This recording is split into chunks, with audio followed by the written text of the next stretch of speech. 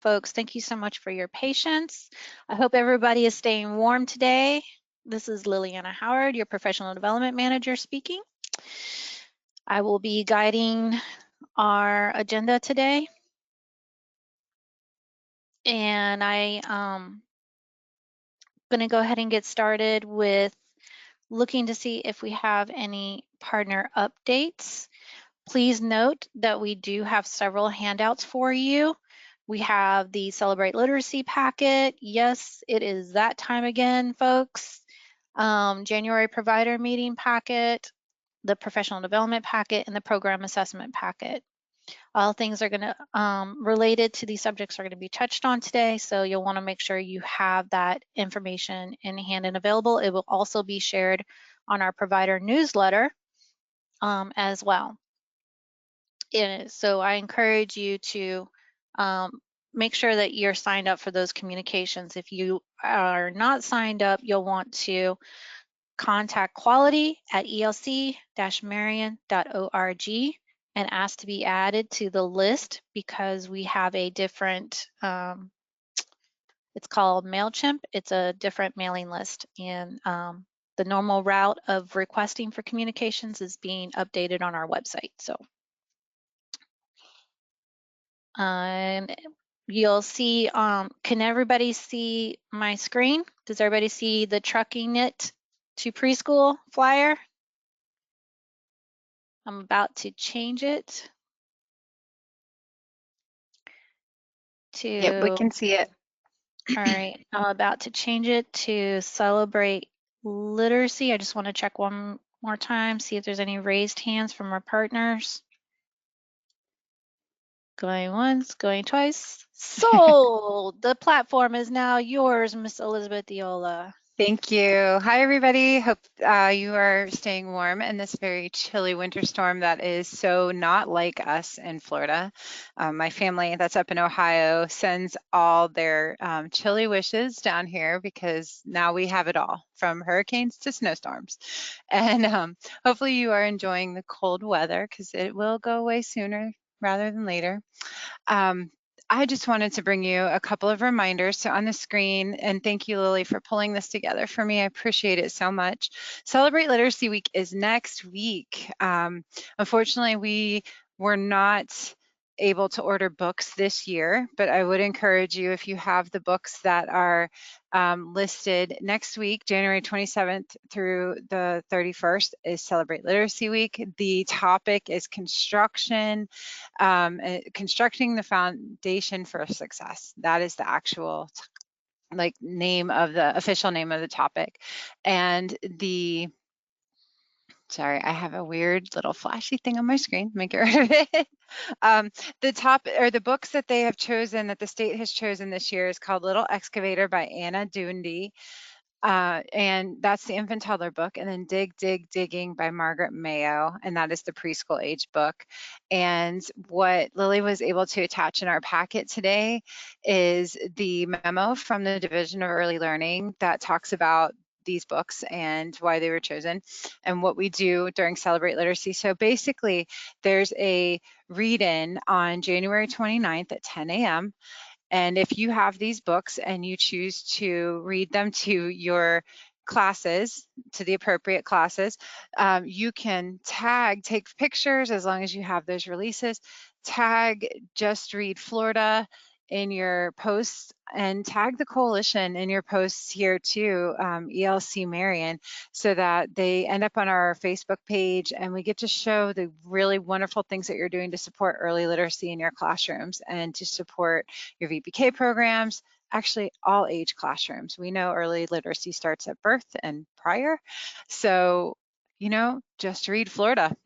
So that is Literacy Week for this year. I am sorry that we weren't able to get the books in on time. There was a lot of question around where these books could be purchased in large bulk. So we weren't able to get them this year, but I hope that you'll be able to find them. And you know what, if you can't do that particular book because you can't find it, with the topic being construction, then there are tons of books out there, and we're going to talk about that. Janet's going to talk about that in a little bit, coming up with our event that we're about to do. So grab a construction book and talk about it. Building literacy can be discussed with any book really that is construction based, and there's so many fun things to do. So the vocabulary words are in there, the suggested different for both books, so big, little, dig, tall, high. And you know, our children love these big trucks, they love construction, they love building, digging, dumping, dump and fill, all of those good things. You can tie it back to all of your standards. And in the packet you'll see a picture of the books so that you know what you're looking for if you run up to the library and see if they have it in stock. I know you can go online and even order it to be brought to the library so you can borrow it and check it out. That's even a great story to share with your children, that you went and specifically got this book from the library, and you could have that wonderful conversation about visiting the library. And then you can even go into, have they visited the library, and do you have a library in your classroom, and what does that look like? And if they could pick any book to go into the library, which book would they pick?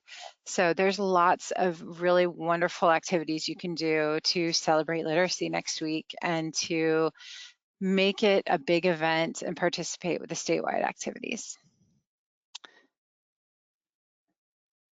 So that is a really, really good packet. And it, further down in the packet, there she got to it, Dig, Dig, Digging. That's the other book for the pre-K classrooms. And you can see the vocabulary words tie right into our 3 and 4-year-old classrooms as far as like, you know, scaffolding those words. So those are some great words that, you know, your children are going to, well, if you haven't used those words in your classroom, I challenge you to do so, because those kids are going to become, they're going to connect with them, and they're going to come up with some great ways to put them to use in your classrooms. There are the standards right there, language and literacy.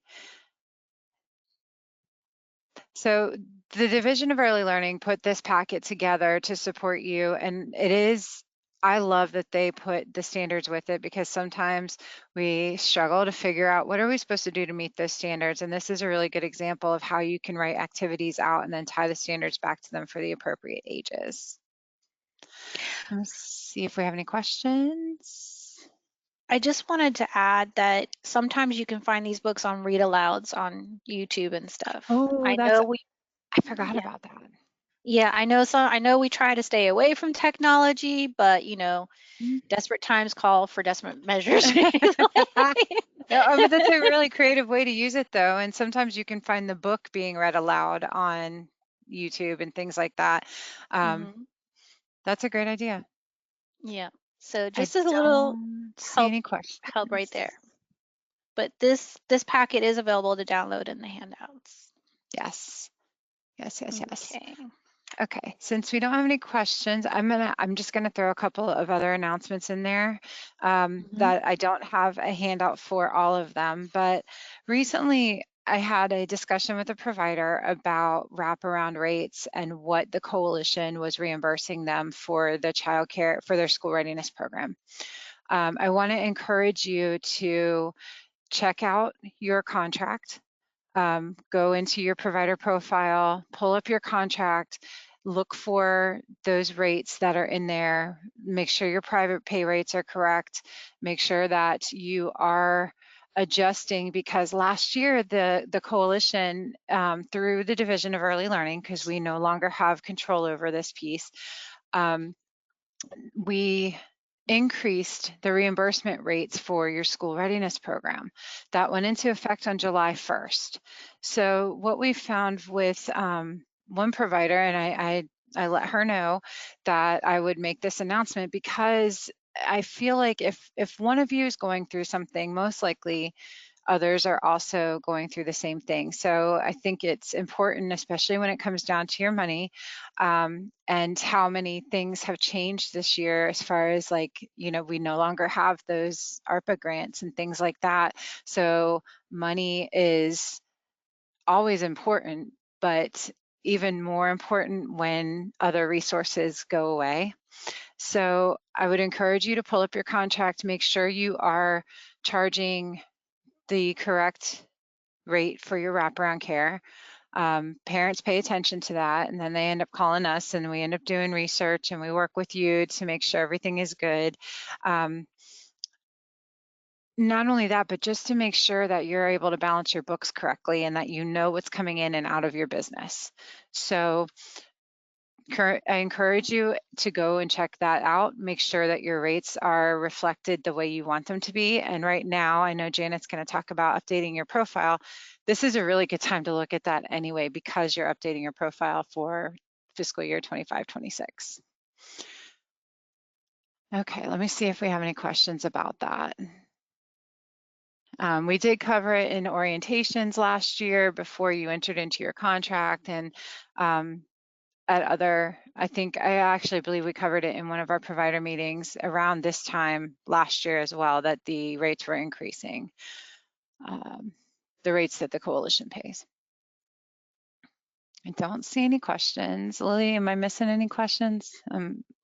Because my screen is weird. Yeah, Okay. no, I don't see any questions at this time. Okay. I just wanted to make sure.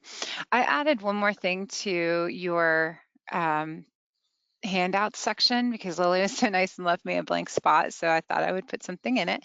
I wanted to remind you of a few things that we still have available for parents, and oftentimes I know you all have enrollments there. You might have one child in the family, and there might be another child that's not attending your program, or a sibling that might need care, but you might not have a spot just quite yet.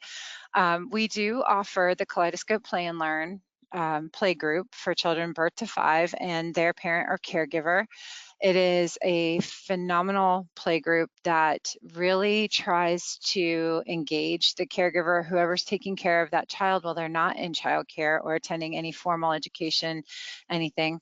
We really try to encourage that caregiver to learn more about child development and developmentally appropriate practices and early childhood development screenings that are available to them. And that is all. KPL is a part of our Help Me Grow program. Jackie St. Jacques is our Help Me Grow care coordinator at this moment, and we still have an opening for another one, but Jackie is doing a phenomenal job connecting with families and parents. And if you need Help Me Grow services, or you're not sure how to help a parent that comes to you, Help Me Grow is still available. You can still go on our website, and or you can refer the parent to the website and fill out the little demographic form, and then Jackie will reach out to the family and start working with them about any concerns they might have about their child's development. The other piece that I want you to know about that is a lot of you are, you're so good, Lily, thank you. A lot of you are you're already doing the ages and stages questionnaires. So what I wanted to remind you what happens, or maybe you didn't know what happens after the ages and stages questionnaire is completed through the school readiness program, is Sienna, who is our inclusion coordinator, Sienna McFarland. Many of you probably recognize her name. She will, when she gets the results, she then supplies those results to the families and follows up if there's any concerns. And once she talks with the families, oftentimes she's referring the family over to Help Me Grow for additional services or to see what we can do to support those families. So if you get that call from Sienna, or maybe some of you might even get a call from Jackie just to get more information or to see how they can help, or if you have a place or any other information that you want us to be aware of, you can always reach out to Jackie St. Jacques. You can fill out the demographic form on behalf of a family. Please do let them know you're doing that, or you can refer the family to the website to fill it out anyway. But it's just one support that I wanted to remind you all that was available. And then if you want to share this flyer, if you know of a family that would benefit from coming to this play group, is a great way to socialize children that aren't in a childcare setting or in an educational setting. It exposes them to appropriate play. And it's basically, it's set up like you set up your centers in your classrooms. So I just wanted to share that. And then if you all have any questions, you know how to get in touch with me. Thank you. And I love how you included it in Spanish and English Ah, because yes. there are Spanish and English speaking instructors. Yes, there are every Yep. week. And it's a weekly play group. So if you're part of a church group or you're looking for something different to share with families that might not be attending but need some support, this is a great place to start. So just shout out to Ruth, our Spanish speaker. Yes, Ruth. Ruth is Oh, running that program right now, along with the support from Susan Dewey and Jackie and the rest of our team and Sienna and Michelle. So it's whoop, awesome. whoop. All right. I Any think other it's a quiet coalition? group today. Everybody's frozen. And we have like 80 attendees. So, You guys are all awesome right. showing up. So, do you have any other coalition updates? I do not, but I'm here to answer any questions if anybody has any. All right. In that case, I am going to get Miss Janet's provider meeting notes brought up. Miss Janet, you should be unmuted. It's showing yourself muted. Okay, I just unmuted myself. Can you hear me? Yep. Okay, good. All Oh, right, guys. guys, don't look. Hold on. There we go. There we go. Now I'm at Okay. the beginning. So as you guys know, with VPK, we always discuss progress monitoring. Right now, you're in the stage of progress monitoring 2. I just want to share with you guys that your progress monitoring dates are subject to change when you have a temporary closure.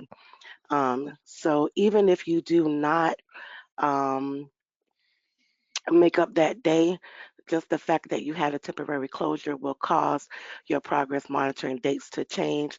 This is something that we just found out last week, so I've been sharing that with many providers whose dates have changed. Moving forward, we will not provide all 3 progress monitoring dates at once because we do go through a period of time where we do have storms and there are temporary closures. You know, we still have COVID, even though it's not as serious. Some providers may have a COVID closure or just have a teacher that calls out, which causes you to close your program for a day or 2. So I will be sure to make sure that I'm updating you with your progress monitoring dates as they change. The report that I pull from DEL, that report generates every Tuesday and Thursdays. Sometimes it can be a little bit backed up. So if I don't give you your date right away, I'm waiting for that report to be updated. Another thing with progress monitoring is I check another report to see all of our providers who have completed progress monitoring on their students. Sometimes the report does not always show the right date that you have completed that progress monitoring to on the students. Like I said, it comes every Tuesday and Thursday. If you receive the email from me or one of the provider relations staff letting you know that you have not completed the progress monitoring and giving you a reminder, that's because that report showed us no students were tested. If you know that you have tested your students, just respond back to that email. Let us know that the children have been tested and be sure that you are saving all of the right documentation, okay? That parent report, you want to pull the STAR test activity report, and that's going to show you how many of your children you have tested, how many you have not tested. If any children fell in the did not participate status, they will be marked on that report too. If you don't see that the children are marked as did not participate, that means that you or your teacher did not do that part correctly. Okay. If you need any guidance on that, please give me a call. My extension is 238. You can always email me or email quality at elc-marion.org. One of us will get that email and they'll forward that email to me. Okay. Um, I'm not going to read the part of when progress monitoring 2 is due because we talk about this all the time. Is here in your notes for you. Also, the parent report, you have to provide that report to the parent 7 days after the student has been tested. That's not 7 days after the whole group. That's 7 days after the individual student. Be sure that you're doing the best practice of keeping a hard copy of that report for your records too. Okay, so now we're going to move on. I do want to share that there are some changes to my agenda, the Department of Education Family Portal and the DEL Family Portal. We won't be discussing that today. We'll discuss that at a later provider meeting as we await more updates on that. Um, go down for me, Lily. Well, go up for me, Lily. Up a little bit more? No, I'm sorry, go down a little bit more. I'm sorry. Down? Yeah, go down. So we're going to move forward with the trucking it to preschool. I just want to thank everybody for who has decided to participate in this event. We're very excited for the upcoming Trucking It to Preschool Expo that's going to take place Saturday, February 1st at the Silver Spring Shores Community Center. I have listed all of our wonderful providers, community partners, um, and food truck vendors who have decided to participate in this event. We are very thankful and we are excited to roll this out. Whoop, whoop. Are there any questions? Because I know I've said a lot about progress monitoring. We know what's I don't going have on. any questions, but I have a Okay. comment. Okay. It's E. It's Elizabeth. We are looking for help with this, actually. And aren't we still looking for help, Janet? Yes, For a yes. certain part? Do you want me to say it or do you want to say it? Yeah, go ahead. Okay. All right, guys. So we have secured Curious George to show up at our event. The problem is we don't have somebody that can wear him. So we are looking for a person approximately 5'1" to 5'5" 5 yes. and up to 130 30 pounds, pounds. which is Mhm. my right thigh. So we need to see if we can find somebody who would be willing to wear the Curious George costume. And so here's what we can offer. If you have somebody that would volunteer to help us with this, the costume will actually be in on Friday, the Friday Mhm. before. So what's the Friday before? The 31st? Yes. I can't believe it's the 31st coming up already. Where did it go? Here we are. But if you have somebody at your site that would be willing to volunteer with us and wear the costume at the event periodically throughout the day, so there's a certain amount of time that you're in it, and then they can take a break and take the mask off, and we'll make sure we hydrate Right. them and feed them. Um, and the weather should be beautiful, hopefully, and it's inside. The Curious George will be inside with a person helping them around. But if you have somebody that can help us, we will allow Curious George to come to your site that Friday before, as soon as it comes Mhm. in. So Yes. that's what I'm going to offer. So if you know of somebody that would be willing to put the costume on, it is sanitized. It's coming straight from the company. They have to be between 5'1" and 5'5" and up to 130 130 pounds. pounds. Yes. 130? Okay, yeah. 130 Um, pounds. So they if you would know of need somebody, a handler. So we would yes. actually need two people, two volunteers, one to wear the costume and one to assist the person wearing the costume. Um, so Did, if you did you want hear that, to, Aaron? Aaron, all Aaron right. wanted to know what's in it for George. What's it for George? I mean, Gatorade, The Aqua, love of the Early a Learning lot of Coalition of Marion County. things. Children loving him. Yes. No Um, bananas, Aaron says. No bananas. no bananas until the mask comes off. So, No, Yeah. Aaron, they get to visit your site. yeah. So that's what I would offer is because we have the costume the day before. If we do have a volunteer and a handler, And if we don't have a handler, I'll be the handler. That's okay. I'll go with you or come out and do whatever. But yeah, if you have somebody or even a high school student that needs volunteer hours, Mhm. you know, that's what we're really needing a little bit of help with that one. So let us know, let Janet know, and Yeah, we'll get it all please let worked out. me know. Mhm. All right. That's what Okay, I had to add to that. thank you so much, E. Mhm. um, So you can email quality at elc-marion.org if you are interested in having one of your staff volunteer to be the handler and wear the costume, or even if you have one of your high school students, one of your children that needs those volunteer hours, um, email us and let us know. Okay. We're going to move on a little bit with some more VPK, the VPK applications. So for the 25-26 VPK applications, we'll be initiating those VPK applications in the beginning of March. We want to give some time to get the provider profiles done before we start with the VPK applications. I just ask that you be sure that you know that you want to participate in the VPK program. Make sure you mark that on your provider profile, okay? And also make sure that you have the proper staff with the proper credentials to be that lead teacher and that center director, okay? If you have a classroom that's over 11 students, you know you need one lead and an aide, okay? Are there any questions there? I'm looking. I Okay, don't see I don't any see none coming questions. in. Okay. And then you have Mary's tips, right?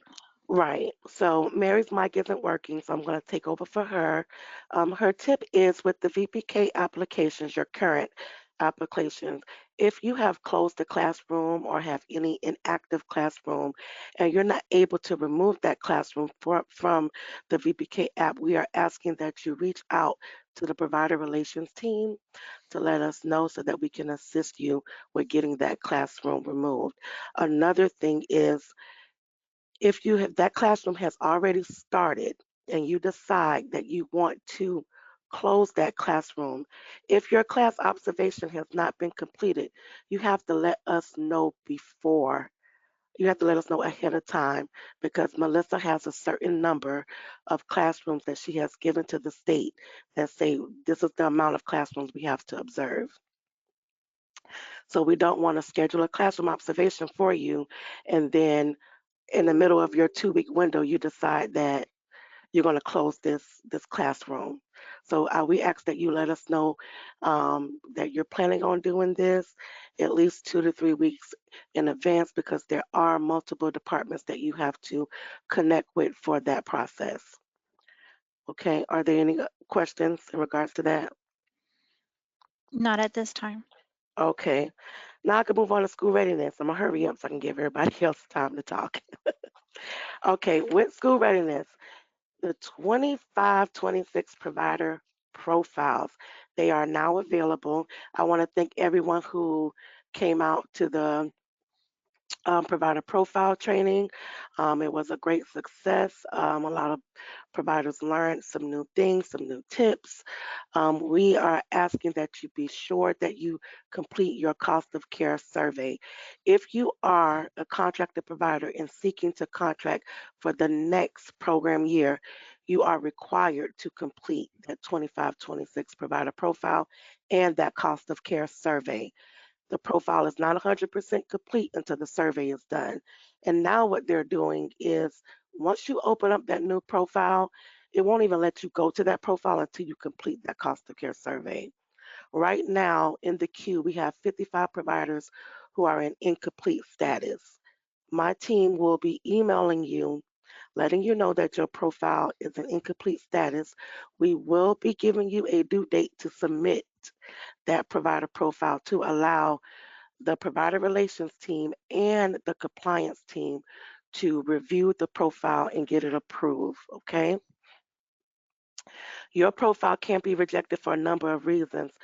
Something as simple as that E-Verify form, if you don't have that form checked off where it whether it was done, you know, in the physical presence of the notary or online, we're going to reject your profile for that. If you don't have your provider pay rate sheets completed and they're not matching the provider pay rate tab, we're going to reject your profile for that. Any documentation that is expired, we're going to reject your profile for that. So once we send you that email, we ask that you read it through carefully. If you don't understand something, call Mary, call Cheyenne, call Janet, um, give us a call, and we will let you know and help you through that process. Okay? Any questions? I don't see any questions at this time. Okay. All right, the next thing is the QPS rosters non-compliance. So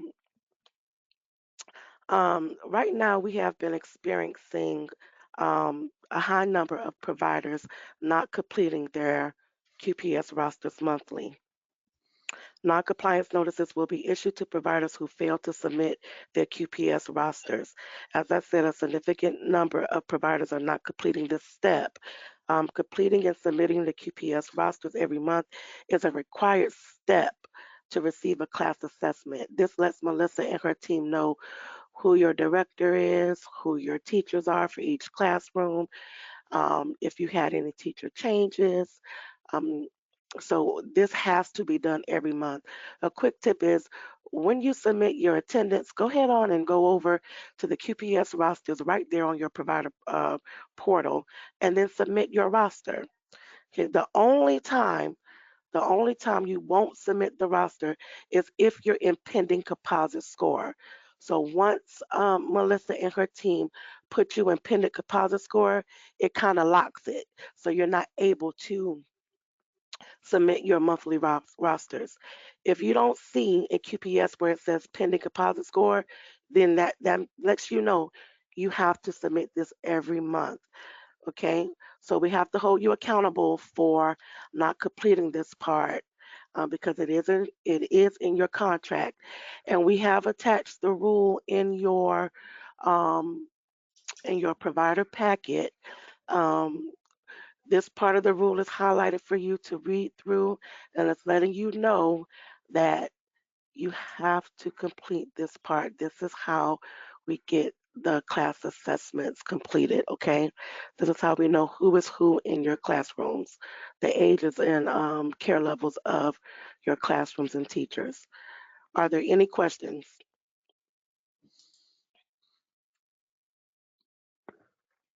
Nope. Okay. Of All course, that righty. could Well, change. I'll let you know.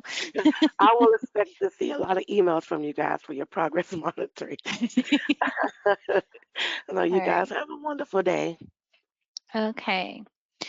All right. So next up is Miss Michaela Powell. Nope, excuse No, me. it's Melissa Melissa Masonette. Masonette. Melissa, yeah. And Melissa, you should be unmuted. Let me double check. Good afternoon. I'm here. Mm-hmm. Can you hear me? Mm-hmm. Yes, ma'am. Okay. Good afternoon, everybody.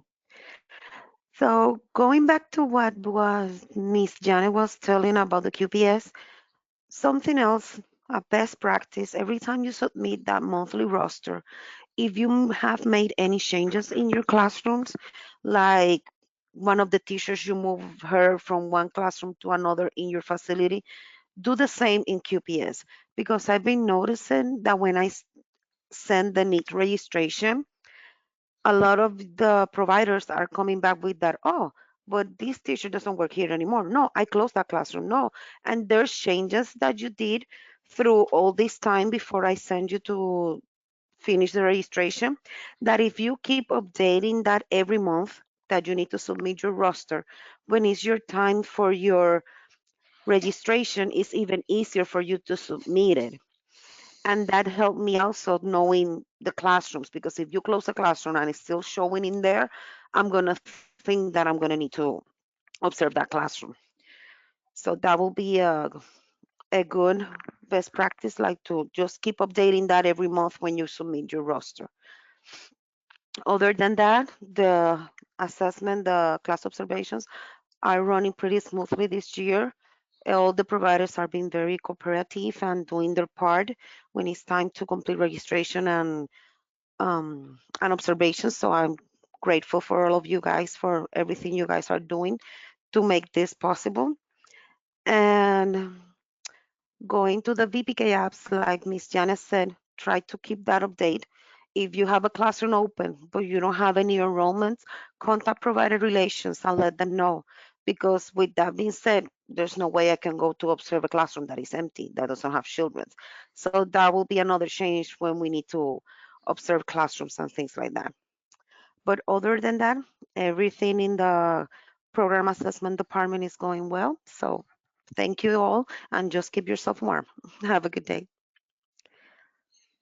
Thank you, Melissa. And let me just double check here. Melissa or Michaela, it says you're self-muted. Can you hear me now? Yes, ma'am. Hello, everyone. I'm going to go over the unusual incident reporting. It is paragraph 81 in your statewide school readiness provider contract and paragraph 66 of your statewide voluntary pre-kindergarten provider contract. It states the provider agrees to report unusual incidents to the coalition by no later than the close of business on the next business day of the unusual incident and to submit a written report to the coalition within 3 business days from the date of the incident. For licensed providers, you can send a copy of the incident report submitted to DCF to the coalition that will constitute compliance with this paragraph. An unusual incident is any significant event involving the health and safety of children under the provider's care. Examples of unusual incidents include accusations of abuse or neglect against provider or provider staff, the injury of a child which requires professional medical attention at provider site, or written notification from the child's parent that the child received professional medical attention. And when provider receives notice of litigation where the provider is named party or defendant, in which relates to the provider's operation at any location at which the school readiness or VPK services are being provided. When reporting unusual incidents, please make sure that you include the following: a brief description of the incident, the date and time the incident occurred, any staff or child that was involved, whether or not if the child is a SR or VPK child, if medical attention was needed, if the parent was notified, if DCF licensing was notified, and if law enforcement was notified. So just make sure that when you are reporting this information, whether you're uploading it to BlueJeans or if you are sending a email directly to me or any one of the counselors, that you are reporting this information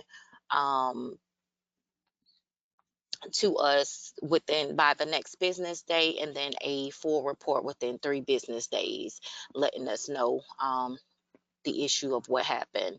Anytime DCF comes to your facility or home outside of their regular inspection, that will be considered an unusual incident. You would just let us know that information. If the protective investigators come there, just let us know of that information, or if any police are called to the facility or home, let us know that information.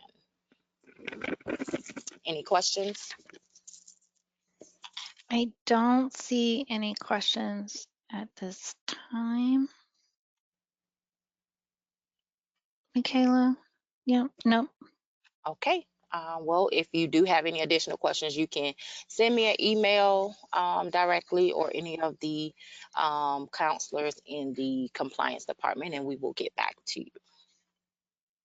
Okay, thank you so much. Awesome. Okay. So that being said, reimbursement review is basically if anybody has any questions pertaining to reimbursement, and Lydia and Elizabeth are available to answer questions. Do we have any questions? about that. No. Okay. So I'm going to move on to professional development, my favorite subject, of course. Something that else, I don't know how many of you guys are aware of this, but we are also doing technical assistance follow-up for health and safety in the professional development department. And one of the things that we have been seeing happening over and over and over and over and over and over again is violations for the pre-service school readiness trainings. Okay. These were the trainings that everybody had to get done by June 30th, 2024 last year. And unfortunately, it seems like there's still some concern, confusion about whether or not substitutes have to do this training. And yes, the answer to that is yes. Substitutes also have to do this training. You will get a violation if you have a program and you have a substitute who does not have this training, but they're listed as part of your staff. So anybody who has the potential to be teaching school readiness children need to have the school readiness pre-service trainings. If your site provides transportation, those who are involved in the transportation must have the Transportation Safety and Child Care Program training. These trainings are presently free and they're available through the DCF training registry. If the two trainings that you must absolutely have is the Health and Nutrition and School Readiness Program and the Safety Practices in the School Readiness Program. Okay, I'm going to say that one more time. Health and Nutrition in the School Readiness Program and the Safety Practices in the School Readiness Program. Okay, let me see if there's any questions on that. And I don't see any questions. Okay. The other thing I want to bring to everyone's attention is we have a very unique opportunity for those who are in the pre-K classroom to get trained by Anna Gonzalez, who is our VPK Regional Facilitator from the Division of Early Learning. As you guys know, the Division of Early Learning is our boss, so she's like way up high there. And she's going to be doing the language of class training on February 1st. Now, we still have a few spots open. If you know of any pre-K teachers or you know your class observations coming up and you want to make sure that there's a clear understanding of class, I encourage you guys to sign up for this training. So the first half of the training is going to be about the language of class, and then we're going to have a break for lunch, about an hour. And then the second half of the training is going to focus on instructional support, the instructional support portion, which has the quality of feedback, concept development, and language modeling. Those are those three dimensions that get the lowest scores.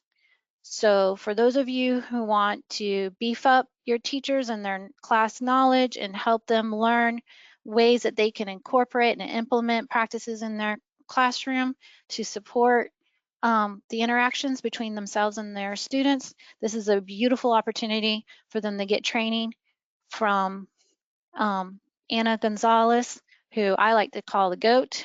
She's the original OG on this stuff, and be able to ask questions and things of that nature. And you would go to our website, just in case anybody's forgotten, professional development. And you do have to scroll down a little bit. Right there, folks, right there. 10 spots left. And then, of course, we have our CPR and first aid in February. Something else that is going to be made available, and this cohort will start February 11th. I will be opening the registration up as soon as I get some final adjustments to the schedule confirmed, to the infant, toddler class group coaching. Some of you may recall that it used to be called MMCI. This is the Infant Toddler Class Group Coaching, formerly known as MMCI. We'll be opening up a cohort for that. Sienna McFarland and Annie Boyd will be presenting that training, and it will be a hybrid of virtual and in person. So if you have anybody, speaking of class knowledge, needing to beef up their class knowledge, needing to improve on their teacher-student interactions and learn an in-depth strategies and things and ways to incorporate things in their classroom to help support that, this is the perfect opportunity for that. So I just want to encourage you guys to keep a lookout for that. It's going to be posted on our provider, excuse me, our professional development newsletter, and it'll also be posted on our website here for registration. And that starts February 11th. It is a 12-week course. It does take a commitment, so when you do register, make sure you look at those scheduled dates. Any questions? I'm looking. I don't see any questions.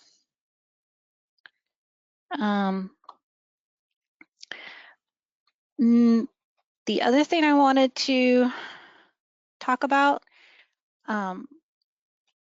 is VPK POP. VPK POP, if you were or are on the POP list, you'll be hearing from myself and Annie Boyd. They'll be following up. I'm sorry, there is a question. Is the QPS survey required for VPK providers? The cost of care survey is not. I'm on. The cost of care survey is required for all providers, whether you're CCRNR only, SR, or VPK. Your profile is not 100% complete unless that cost of care survey is done. So we can't move forward with the contract if it's not done. Okay? Any other Okay. questions? I'm gonna get off real quick, Lily. Sorry. No, stay on. She ain't done with you yet. Okay. Because her next question, she said, thank you, Janet, but then she asked, what about the staff questionnaire?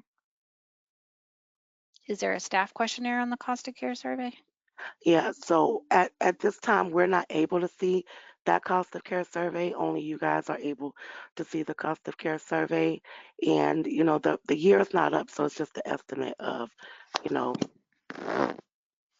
things that you pay for and, throughout the year. So you would need to be the one to get with your the owners, the managers to complete that cost of care survey. And this is Elizabeth. I would encourage you all to just make your best estimates as to what it Yeah. costs to run your business. Mhm. And the other piece of that is these surveys, what happens with them is the Division of Early Learning will collect them and use them as they're reviewing what the true cost of care for providing service is in a child care facility or a child care home or whatever type of program that you're running, because it's really important to share with legislators. We're about to go into the legislative session for this year, Mhm. and it is going to be an interesting one, that's for sure. But it's really important to share what's happening on the front line of service. And for a lot of people in Tallahassee, even for myself, I'm not in your classrooms anymore like I used to get to be. I used to love being in the classrooms, and unfortunately, or fortunately, my path has gone a different way. So I'm viewing, talking to these legislators and giving them information based on the information you all provide to us and things that you share. But this survey really gives you a voice coming directly from you, not filtered, and so they use that information to really compare what is happening in the world when you're working directly with families, and what is being put into legislation and what does funding look like and things like that. It's not a cure-all, remember, but it is a way to get your voice heard and to share what's happening and what it's costing you to actually provide quality childcare services. Okay, so there's been a clarification on the question. Aaron, I am referring to the thing Melissa was talking about with updating our staff roster. She's a VPK only provider. She wanted to know if she needed to update the quality performance system, Here, No. Lily. and that's just the If she's VPK only application, right? if she's Yeah. only a VPK provider, she will not need to be working with QPS. QPS is just for the school readiness provider. So the Mhm. only thing that she needs to keep track of any changes is her VPK app. That will be all. Okay, I Mm-hmm. just wanted to make sure. And then we have another question. What if the liability insurance expires in March? Can we submit the 25, 26 profiles already, or do we have to wait until it is renewed? No, go ahead and submit your profiles. Remember that my team will send you reminders when your when your documents are due. If your insurance has not expired, that's not going to stop you from submitting your profile. Any other questions? I'm giving it a beat. Okay. Sorry. It's I all could good. I have It's one more thing to say because I have some emails that came through about progress monitoring. So I just want to say this really quickly. okay. Okay. So I had some emails that come in that ask the question, what do you do if a child comes in and they come in for a few days, but then they stop coming? How do you code that child? You cannot put that child as did not participate because that child attended throughout the month. As soon as the child comes in, test the student, please, because this is going to put you as a non-compliance. Okay, you're going to get that notification.